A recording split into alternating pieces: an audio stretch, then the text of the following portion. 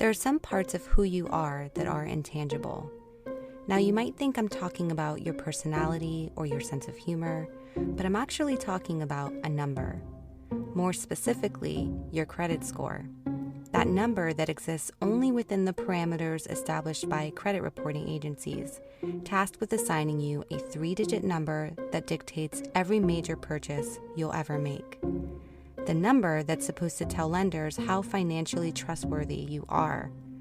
When I was growing up, words like credit score was language that I put in the same category of other foreign adult words like home equity and mortgage.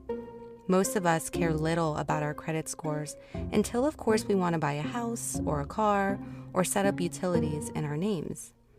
This is exactly how Axton Betz Hamilton first became aware of her credit score. She was a sophomore in college looking to set up her light bill at her new apartment. It was then that she was told her poor credit score would require her to make a deposit to establish service. Axton was taken aback and perplexed. Before this point, she had never had a reason to inquire as to her credit score, so she ordered her credit report. In response, she received a 10-page report that did more than just detail years of fraudulent financial transactions made in her name. It marked the start of a nightmare created by the last person she would ever suspect. Welcome to the podcast that reminds you it isn't the boogeyman you should be worried about. It's the stranger you know.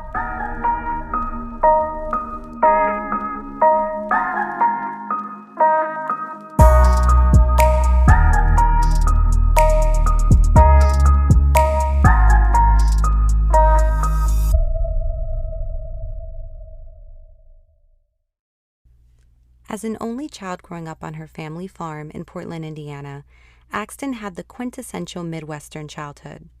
Her home was surrounded by more cows than neighbors, and for most people in her small town, driving tractors was a common pastime.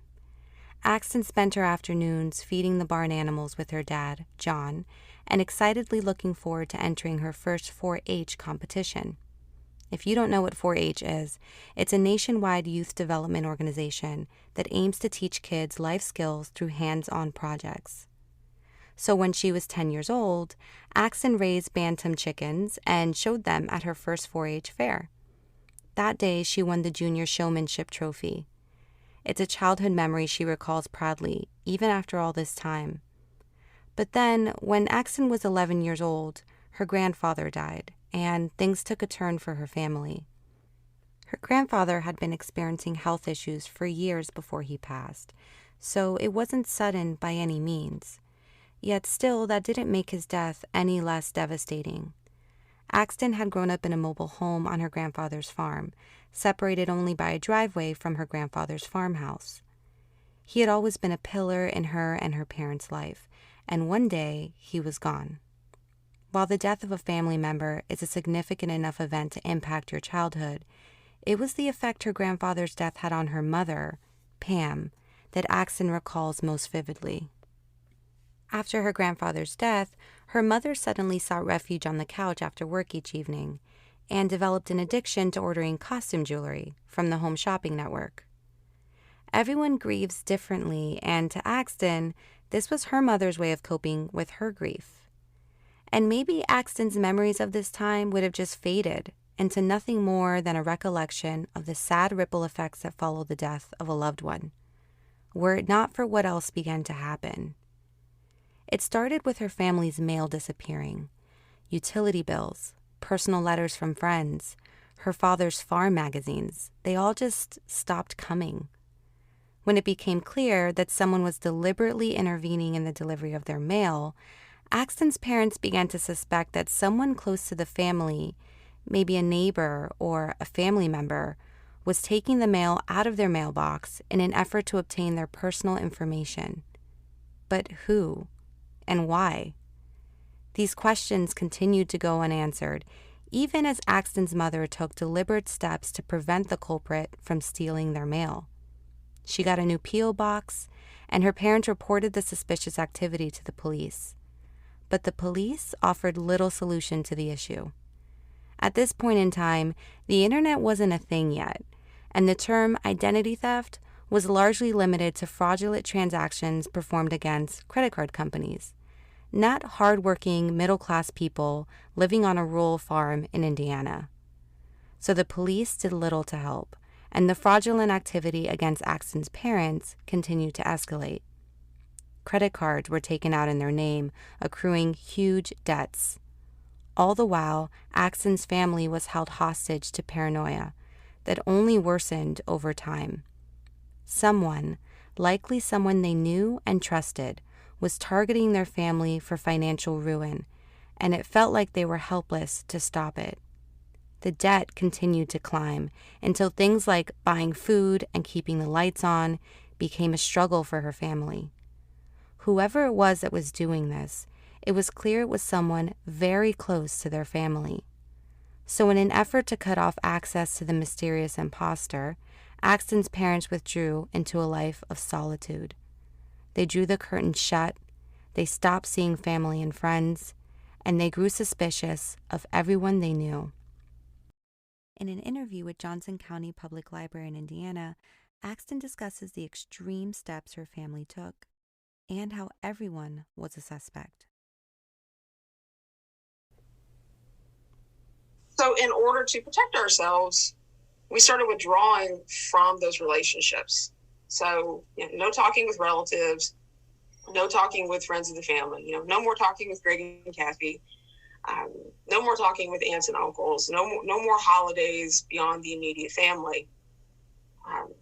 Also, our landline was turned off, and Mom said that was due to the identity theft and that our neighbor's son worked for the phone company and that he might be responsible for the identity theft because of a dispute over a property line that his dad and my grandfather had back in the 80s.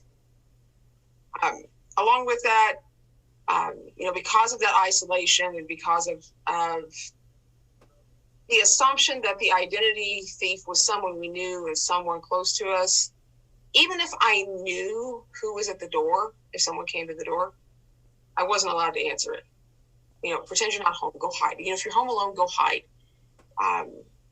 Along with that, I wasn't allowed to open the curtains if I was home alone. And it got to the point where I wasn't even allowed outside as a teenager if no one was home. Because again, we didn't know who the identity thief was. And my parents were concerned that the person responsible for the identity theft might escalate it into something more serious and make it more physical. Still, the financial assault on Axton's family continued. Their bank accounts were emptied. Payments for utility services that were placed in the mail disappeared, causing their services to be cut off, and inevitably the farm went into foreclosure. And if the financial chaos caused by the identity theft wasn't bad enough, it started causing potentially criminal consequences for Axton's parents. One day, a sheriff's car pulls into their driveway.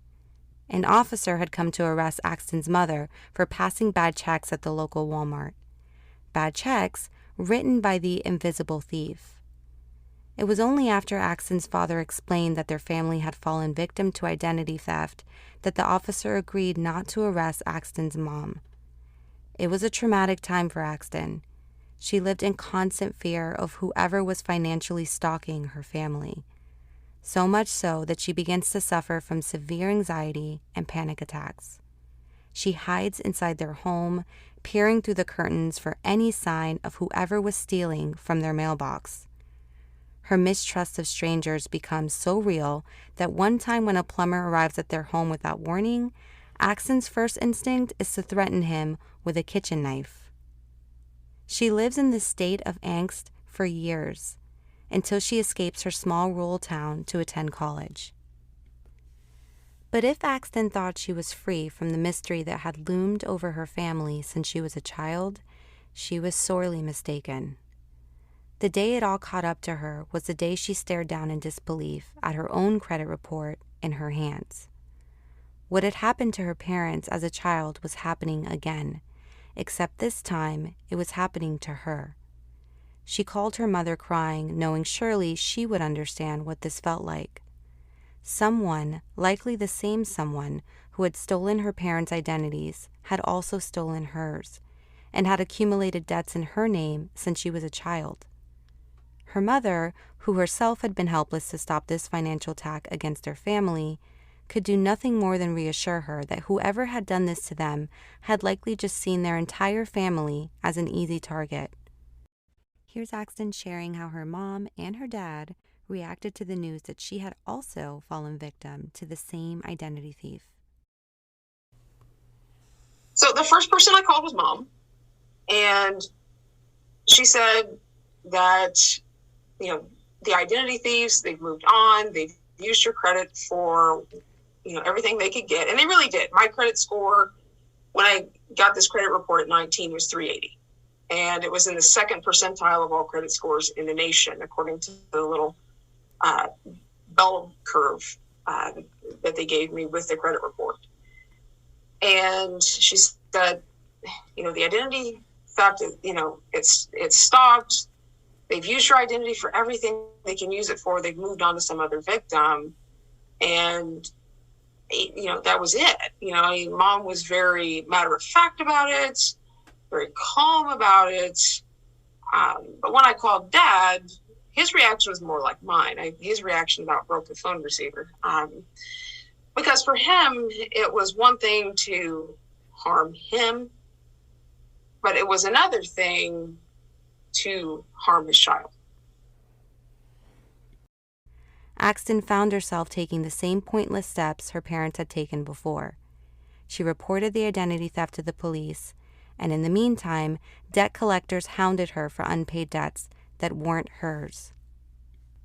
While she worked towards rebuilding her financial identity, Axton channeled her frustration into her master's project, which she based on the subject of identity theft. While she couldn't answer the who of what had been done to her, she wanted to try to understand the why. Identity theft was a topic she knew personally, and one that had followed her from childhood into adulthood. Like any identity theft victim, Axton struggled with the question of how someone could just sneak into your life undetected and steal this invisible piece of who you are. Axton went on to write her doctorate dissertation on the experiences of child identity victims like her, and became an expert on the topic. Rather than just being a victim, Axton turned her trauma into success. Years passed before her mom was diagnosed with cancer. She battled it for months, her health steadily declining until eventually she passed away. And suddenly, Axton's family of 3 lost its matriarch and became a family of 2. Axton was dealing with the grief of losing her mother when she received a phone call from her dad a few weeks after her mother's death. Her father had begun to sort through her mother's belongings, and he had found a credit card statement in Axton's name that showed Axton had maxed the card out over its limit. Axton's dad was angry with her. He thought she was more responsible than this, but Axton was just confused. She didn't know what credit card he was talking about. It took a minute before she figured out he was referring to one of the many credit cards that had been taken out in her name by whoever had stolen her identity for years. Where had he found it? She asked her father. A feeling of dread swept over her when her father answered, his voice filled with the same confusion she had first experienced. It was in a file folder amongst her mother's belongings, together with her birth certificate. The realization of what this meant came crashing down on her, slowly at first, and then all at once. The person who had held her family in the grip of financial despair and paranoia throughout her childhood, the person who had stolen away any chance of her buying a new car or leasing a nice apartment as a young adult, was her mother. Axton's grief spiraled into anger as she and her father began to realize the depths of her mother's deception. They began to uncover financial documents showing her mother had not just stolen their identities, but she had also stolen her grandfather's identity too, and had even engaged in tax evasion and employment fraud. Suddenly, the mother Axton knew the one who told her how proud she had been of Axton's work as an expert on child identity theft, the mother who had consoled her when she first discovered her own identity had been stolen, was revealed to be the criminal that had terrorized her family for years. Naturally, Axton began to ask herself, who had her mother been, really? Axton soon learned that answer depended on the version she wanted you to see. In an effort to understand who her mother was, Axton began reaching out to her mother's friends and extended family members, some of whom she had never met because of her family's extreme isolation from others as a child. She even went as far as attending her mother's 40th high school reunion in her place. And over time, she learned of the stories her mother had told others for years, about her life, about her husband, and even about Axton. Stories about how she had been separated and divorced several times, despite nearly 39 years of marriage. She learned of the lies she spread about being physically abused by her husband, and even the odd lie she told one friend about Axton marrying her ancient history college professor, a class she had never actually taken. It soon became clear to Axton that her mother had been living a double life, one that didn't even include her. Here's Axton discussing it in that same interview. So I became like an amateur cold case investigator once I found out that Mom was the offender. And I started calling her friends that I hadn't seen or spoken to, in some cases, 20, 30 years. If I couldn't find their phone number, I showed up on their doorstep. In fact, I showed up at one person's place of work in Florida. And asked some pretty hard questions. I went to her 40th class reunion alumni banquet thing in Ohio, and sat at the class of 74 table. Okay, you can tell by looking at me, I'm not class of 74, so I stuck out like a sore thumb. But I asked some hard questions and learned that Mom had told her classmates that she was divorced and that she didn't have any children. So it was good that I took some pictures of her when she was in high school.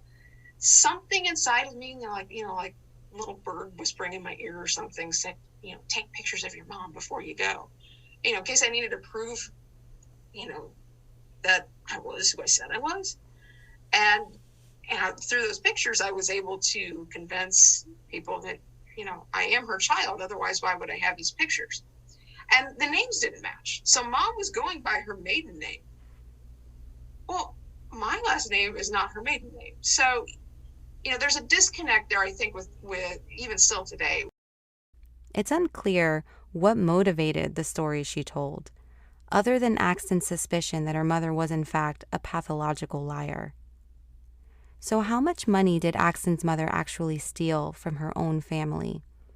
It's difficult to say for sure, but Axton and her father believe her mother stole $500,000 over a span of 20 years. $500,000 that includes tuition money she never actually gave to Axton, even when she told her father she was. And the scariest part of Axton's story might be the absence of any red flags that warned them her mother was the one behind it all. Growing up, it was her mother that handled the family's money, and her father had no real reason to question her. After all, it was her mother who was college educated, with a bachelor's degree in finance. She was the one who worked as a tax and payroll preparer, and her dad, a department manager at a grocery store, was not as equipped to handle their family finances.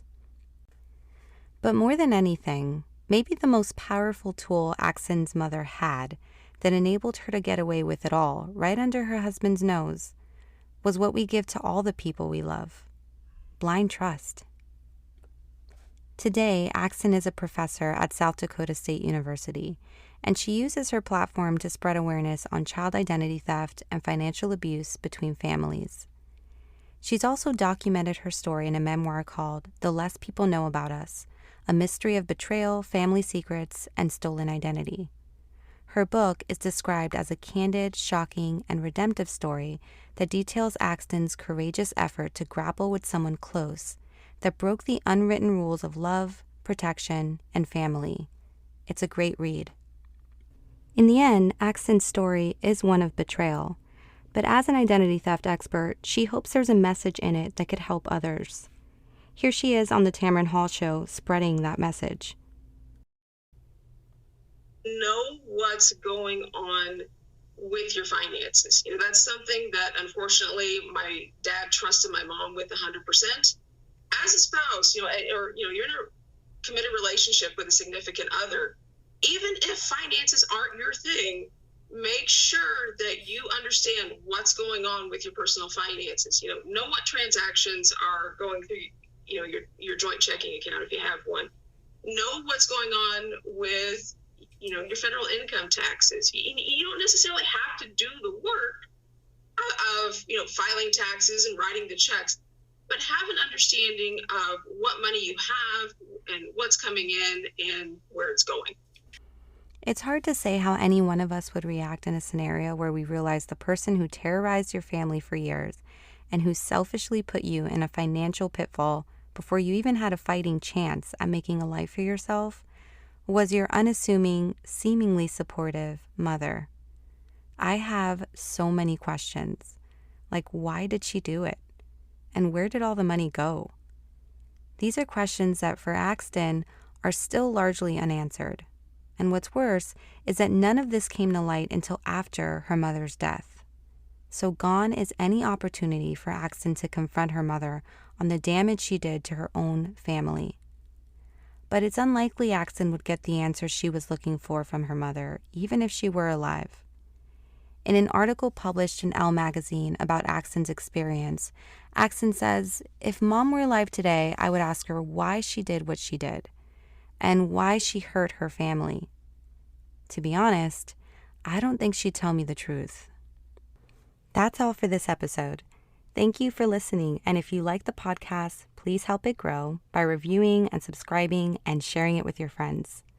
Also, be sure to follow the podcast on Instagram at The Stranger You Know Podcast. And if you have a story of betrayal by someone you thought you knew who turned out to be a stranger, email it to thestrangeryouKnowPodcast@gmail.com and I'll share it on a future episode. Until then, trust no one.